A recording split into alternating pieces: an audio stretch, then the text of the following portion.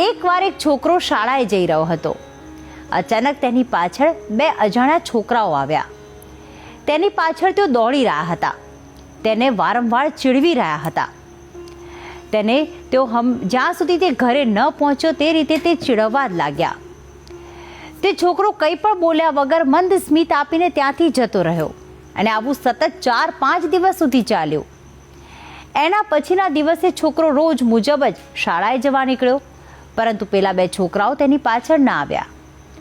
આ બધી જ ઘટના એક ઘરડા દાદા આટલા દિવસથી જોઈ જ રહ્યા હતા. એટલે દાદાએ આ છોકરાને બોલાવીને પૂછ્યું કે બેટા, પેલા બંને છોકરાઓ તને આટલું બધું ચીડવતા હતા, છતાં પણ તેમને કોઈ પણ જવાબ આપ્યા વગર કે ઝઘડો કર્યા વગર તું માત્ર મંદ સ્મિત આપીને જતો જ રહેતો હતો. તેરા છોકરાએ કહ્યું કે મારી માતા પિતાએ મને સમજાવ્યું છે કે બધી મુશ્કેલીઓનું સમાધાન આપણું ધૈર્ય અને સંયમ છે, અને એ વાત યાદ કરીને હું મારું ધૈર્ય ગુમાવવા દેતો ન હતો. છેવટે બંને પોતાનું ધૈર્ય ગુમાવી જ બેસ્યા. આ વાત એ ધૈર્યની શક્તિ કેટલી છે એ શીખ આપે છે. અને હવે આ વિશેનો એક સુવિચાર પણ જાણી લઈએ.